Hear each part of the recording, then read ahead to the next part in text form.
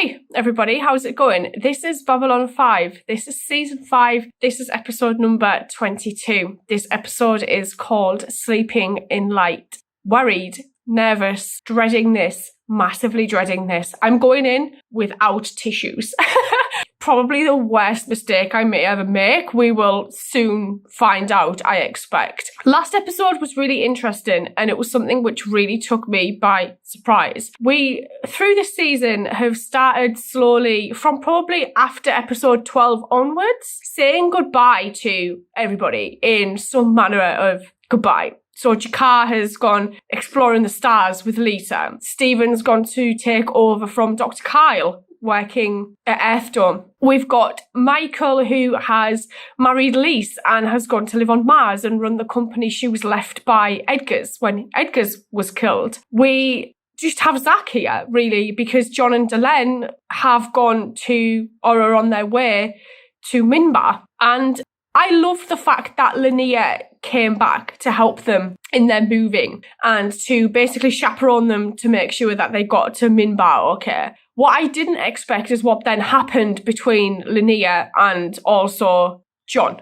And Linnea's kind of hesitance to help John when we had the leak. And John's reaction was really interesting because we've slowly seen through season 5, probably some of season 4 as well, actually, like Linnea's internal struggles with Delenn's relationship with John. We know he's completely in love with her. Delenn knows he is completely in love with her. But Delenn, being the diplomat that she is, has tried to move back from that as much as she can in a way to not hurt him and still have him as a friend. But obviously because she is in a relationship with John and that's who she loves. So to see that, you know, Linnea ran when John needed help and he wasn't going to help him break out, and then for Linnea to run away was actually broke my heart a little bit, because he basically said, look, I'll be there when you need me to be there, but I need to leave now. And we've seen Linnea running a lot. Like when he joined the Rangers, that was kind of him running in a sense. Yes, he wanted to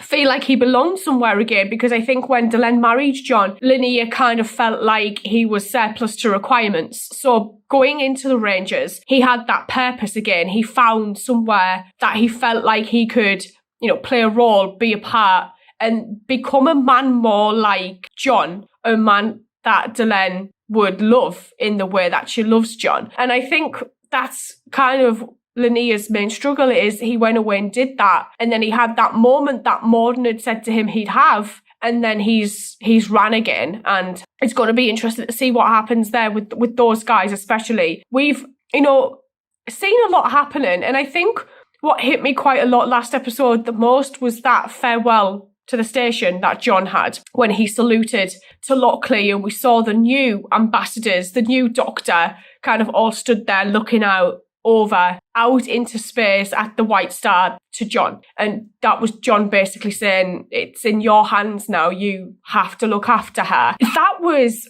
tough to watch, and something that I think probably doesn't get talked about enough is just how beautiful the score is through this. And I think that is what hit me. It's like when Stephen was watching Jakar's speech about the light and the river and God. It's the music, it's the score that underlies the words that just make this such a beautiful experience, really. And it's going to be so strange going into this and not thinking to myself, I really want to go watch the next one now, because there isn't a next one after this in terms of the series. So I really hope that, you know, I don't get my heart broken, basically. So I'm going to get on into this. Let's go. The Interstellar Alliance, based on the homeworld of the Minbari Federation, was founded in the Earth year 2261. Oh my word. Shortly after the end of the Shadow War, 20 years ago. 20 years of history. Those of us who survived have seen it all, and those of us who understand have been waiting and dreading the arrival of this day. Step into the abyss and let go. If I die, I cannot create life, but I can breathe on the remaining embers. It may not work, but I can hope. Hope is all we have. He just One stops. day, he will simply it's what he won, Londo's dream thing. Oh. Decided to go out in search of the same air molecules you were looking for. The theory that if they were good enough to lure you out of our bed, I should investigate my competition. You've never had competition. Oh. It's pretty nice. Yes, it is. Oh, he does hold her so well. I just want to sit here. Oh. Watch the sun come up. You had the dream again.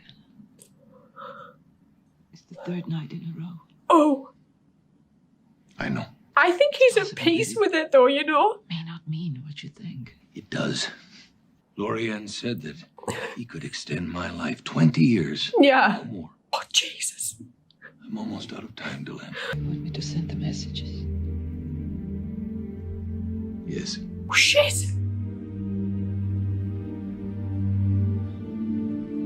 Sun's coming up. I'm tired of them. But, General, you're an important person. I feel like an old war horse brought out after a parade so all the kids can point at it. If I hear one more patronizing pat her on the head and everything will be fine word out of your mouth, I'll kick your... Oh, jeez. I've missed her. I'm sorry, General. He insisted on barging in. I have a message. I told him you were in a meeting. Who from? I think you know. I told you before, if a ranger shows up, I want him brought to me immediately. No delays. I was just following protocol, General. Oh, jeez. There's a time and a place and a way of doing things. It's like Jeff with his Frankly, letters. I don't much care for the attitude of some of these rangers. Thank you. Oh. Tell him I'm on my way. Majesty, we've just received a courier from Minbar. Oh. What? Majesty, we've just received a courier from Minbar. Oh. They all know, man. I see. Yeah. There's someone here to see you. Oh, yeah? Jeez. I think this might hit Michael quite hard. Oh, shit. Why don't you go on outside? I'll be out there in just a minute, okay? Is that what I think it is? Sharon's dying. Toast. Two absent friends. In memory. Still bright. Jakar. Wanda. And here. Marcus. I'm surprised the Jake's not here. He's on a ranger training mission to Draz's space. Interrupt his training, but John doesn't want that. He doesn't... When David joined the Rangers, we agreed that he would not receive any special treatment. Oh, shit. John dedicated most of his time to working with the Rangers because I was not distracted. If he leaves us, I will need someone to take his place as head of the Rangers. I would prefer a human in this role. I was hoping you would consider the job. Do you know what tomorrow is? In Earth time, I mean. Someone's birthday? Sunday. When I was a kid, every Sunday, Dad would take us out for a drive. We never knew where we were going. His dad was called David, right? That was half the fun. We'd just go. Tomorrow was Sunday? Sunday, Delenn. Oh, God, he sounds like he's not got long left. And I'm going out for a drive. If you go, you should go now, while you still can.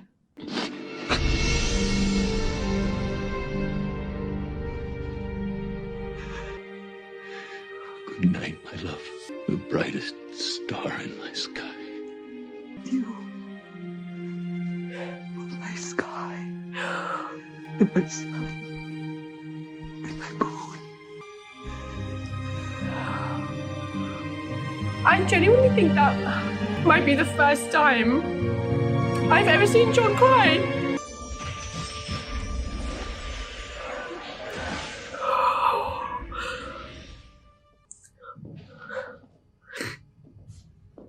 Commander William Mills, sir, I'm sorry.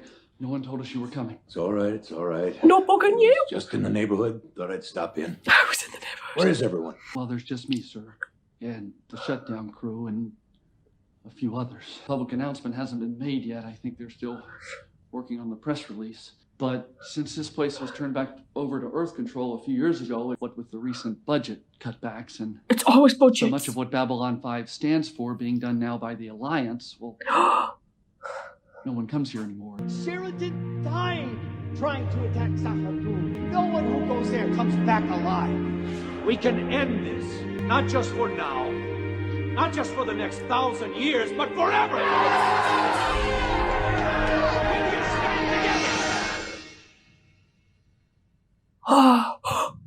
So you hear him too, huh? What's Zach? Why wasn't he at the meal? What are you doing here? I thought you went back to Earth. Yeah, I did. Got bored. You left about 6 months ago. He's changed his suit. I figure I'll be here till they turn the lights out. Yeah, well, that explains why the letter came back. What letter? Nah, nothing. You staying for the ceremony? I figured that's why you came. For the decommissioning ceremony. No. Did that letter not make it? I can't stay. I was just in the neighborhood. Just like... And then, one day, he will simply stop. Okay. Oh shit, I thought it stopped. Just wanted to say goodbye. Come and have a last look around. I should really be going. Well, I'll walk you back to the docking bay. Where you headed? Coriana system. Approaching Coriana system. How long did that take? Because he's worried about time. Approaching Coriana system.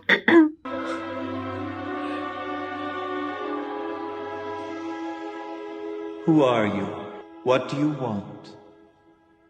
Why are you here? Where are you going?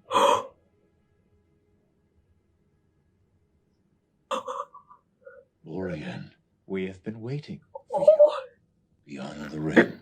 Is he already there? Yes. Can I come back? Ooh. No. This journey is ended. Another begins.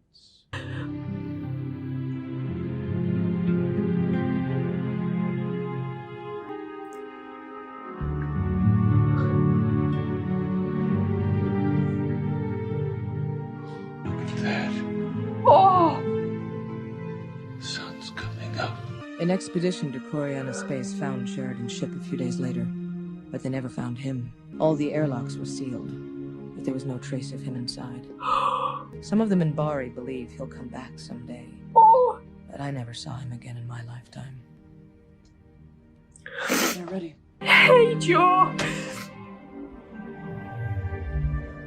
Oh!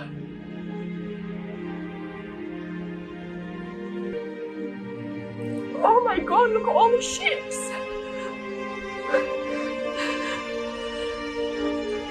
It's like they all came to say goodbye.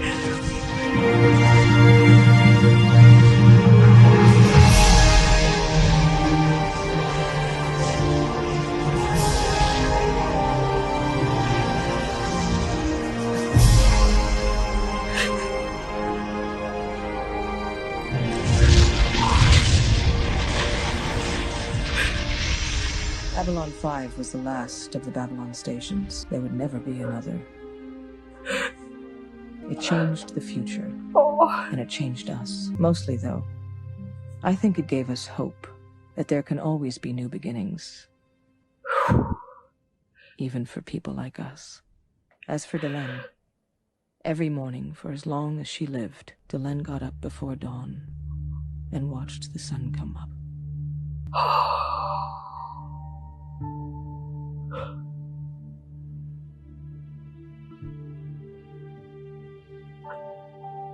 No!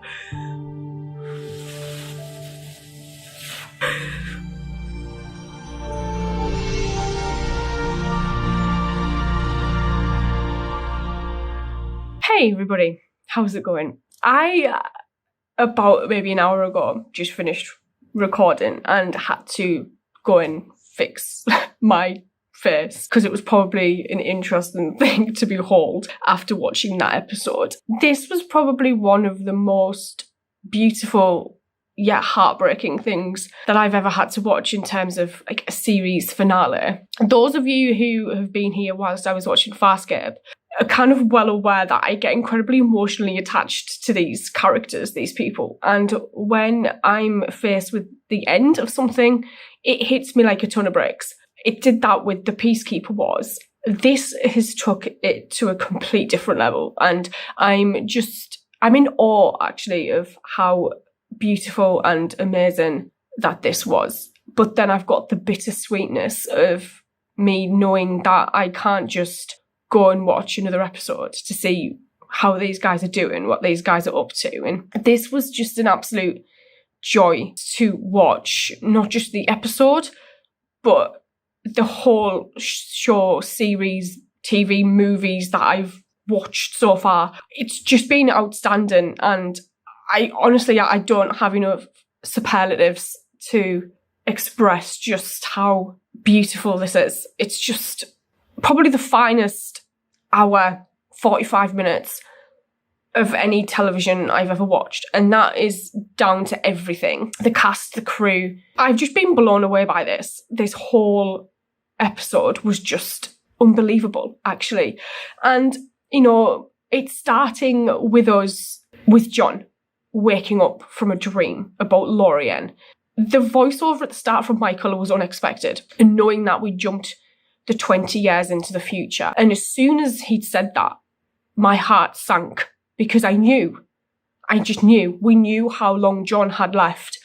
And I was like, shit, this isn't going to be the ending that I thought it would be. And I honestly at first thought we were going to get an ending where it was John and Delenn arriving on Minbar after the flight on the White Star, and we'd kind of jump around and check in with Stephen at Earth Dome, we'd check in with Michael on Mars, Zach on the station. I never expected us to jump 20 years, or roughly 20 years into the future, and see an older John and older Delenn doing their jobs on Minbar for the Alliance, and John having the dreams and Lorien being in the dreams and Delenn being like, you've had the dreams again. And it's like, oh God, you kind of knew the clock was ticking for John. And at first I was like, he completely is at peace with the fact that this is going to happen. But when Stephen told him he would have maybe a few days, I think it hit him like a ton of bricks, because his behaviour changed immediately. And he was like, we need to have fun, we need to do this, we need to do that. And I think Delenn could probably like see through the fact that it was a coping mechanism for him,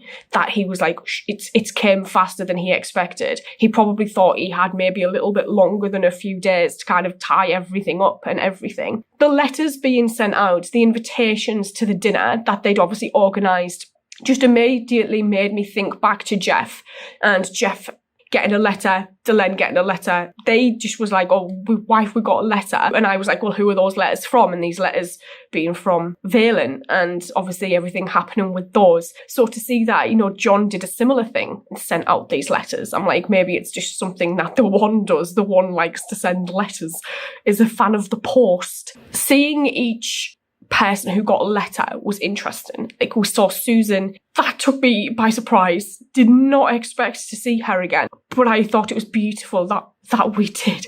She was a general. And, you know, when she saw the ranger and she was like, I've told you, as soon as a ranger arrives here, you need to bring them to me immediately. Because I have a feeling Susan's probably been, as well as everybody else, kind of watching the clock, because they knew what was coming eventually, and they knew they were getting closer and closer. So as soon as that ranger's arrived with this letter, and she was like, I need to get there straight away. I love that Via got one. That was quite surprising to me that Via got one, because I was just a bit like, yes, he was close to them, but after everything that happened with Londo, I was thinking it was really nice for them to send one to Via, because obviously Via was just one of those, you know, innocent bystanders in everything that happened. He never actively engaged really in anything that, you know, Londo found himself in. But then seeing Via on Centauri Prime and him being the Emperor, then that hit me like a ton of bricks, because I was like, that means Londo and Jakara are already gone. So that was kind of difficult, and especially got that dinner scene when they were talking about Londo in the past tense, killed me. Michael getting a letter, knowing that Michael had a family, was really sweet, and I love that Stephen visited them. That was really nice, because it kind of saved that Ranger a job of having to then go to Earth Dome and get Stephen, because they kind of killed two birds with one stone. The interesting thing with Michael getting his letter for me was that he even said to Stephen, look, there's a lot of things that have happened here. So even these roughly 20 years later, there's still that disconnect between them a little bit, I guess, because of what happened during everything with Clark. And to know that Michael's still obviously obviously had guilt about that so long after, because, you know, you know that John was probably would have just been like, just let it go. But, you know, Michael being Michael obviously still held a little bit of that behind. Then us going to actual Minbar and having that dinner scene and the toast, I think that was tough.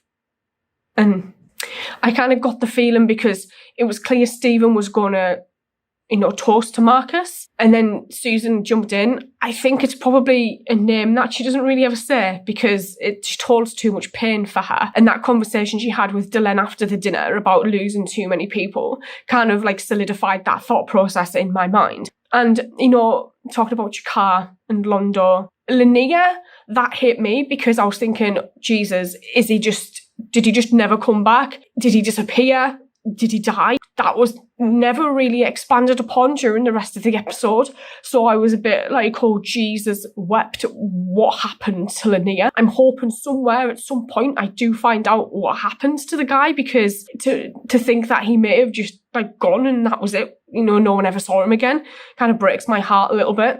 What made me quite sad was that we never got to meet David. And, you know, when they said his name, it kind of made me think, I'm sure that's what Delenn called their son in the flash forward. But then to know that they did actually call him David makes me think that John probably did remember that. And then obviously also in honour of his dad. But a part of me really hopes that it also honours Jeff, because that was Jeff's middle name. So I hope that was kind of something that they did to kind of honour those two people, because they never would have been there. They never would have met if it wasn't for Jeff. And everything that happened, they wouldn't have won the Shadow War. They wouldn't have won the Shadow War 1,000 years ago if it wasn't for Jeff. So it would be nice to know that, you know, at least a part of that, his name was because of that. But I would have loved to have met him just to see what he looked like, who he looked like, what he was like. I love the fact that he was a ranger and that they didn't want him to have special treatment. And he was off doing ranger training near like Drazi space. And it does kind of make me think David probably knew about John and the fact that John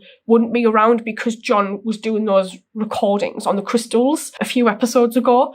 And, you know, to keep him away, it's quite sad in one aspect, but then Delenn kind of explained how she didn't want David to remember John like that in those last moments. She wanted him to remember John as he was growing up, I guess, which was really, really sweet.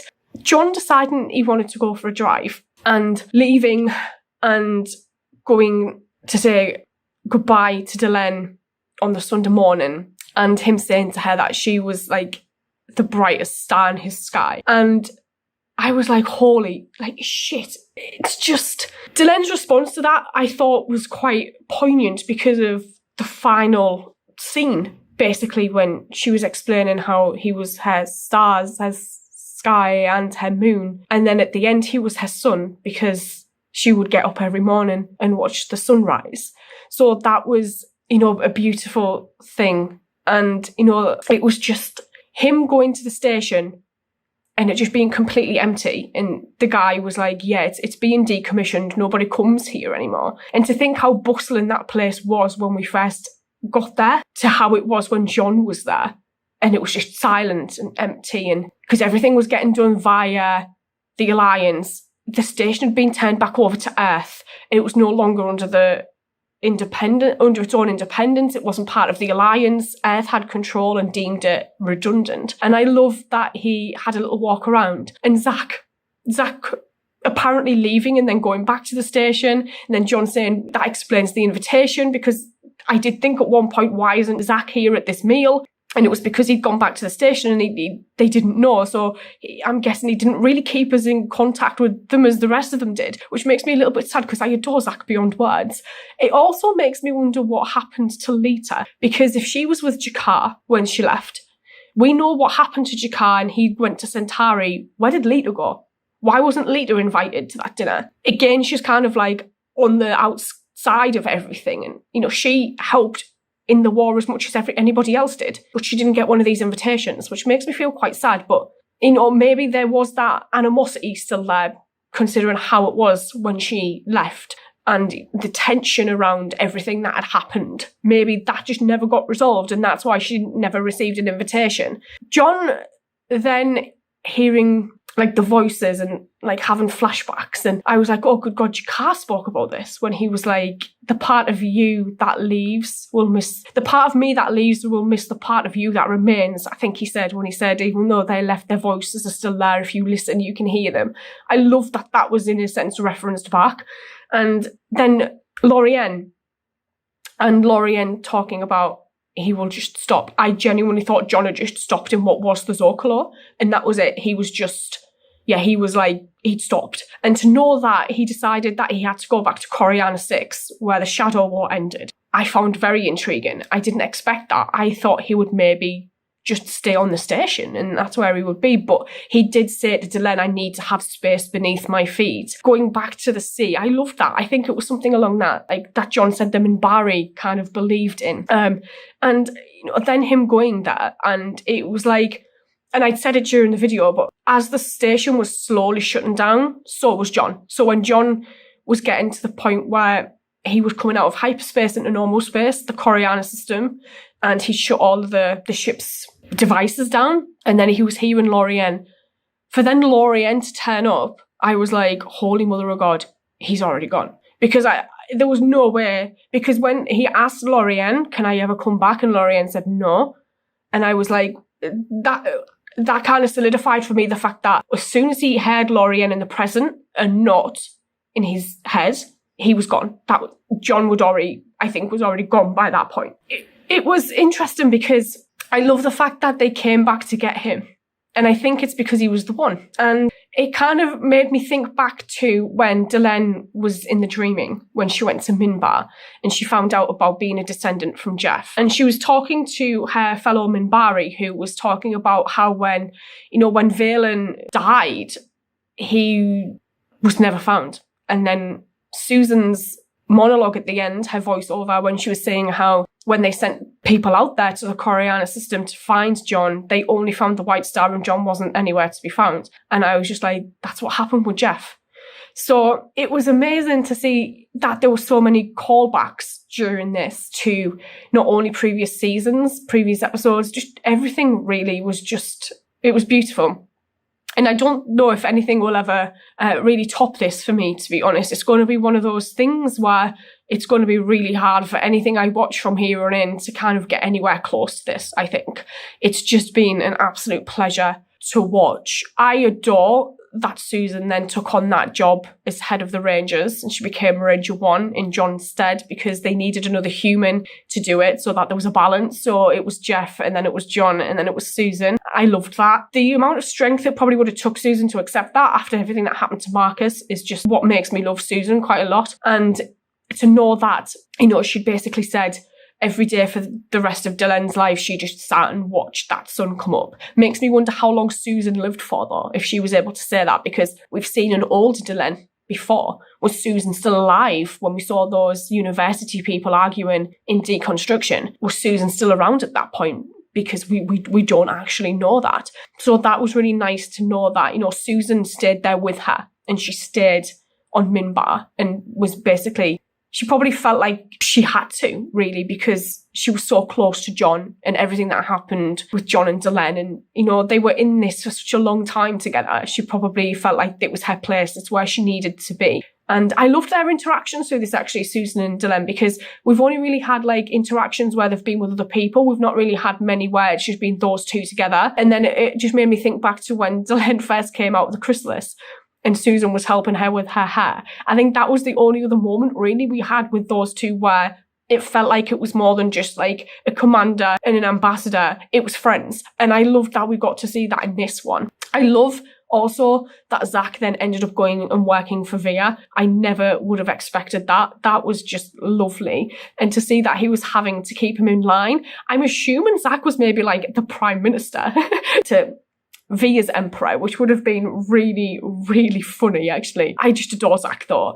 Anytime I see him, he makes me smile. He's just one of the best characters, I think, that's out there. And it was just amazing, actually. I think for me, them going to the ceremony of the station being decommissioned was really poignant. To see that there was Zach, there was Delenn, there was Stephen, there was Susan, there was Michael, there was Via. Everybody else was gone. And then seeing you know, all the lights were starting to get turned off. And Joe pops up, turns off the lights, and then we see all the ships outside. Was just unbelievable, actually, to see that all of these people came to see it. Kind of proves that it did its job, right? Brought all of these races together, and that was the whole point. But to see it then blow up, my mind just went straight to Jeff's vision, and I was like, so we did end up with the station blowing up, but not for the reasons why Jeff thought it would, or Jeff kind of visualised that it would, but it still did go.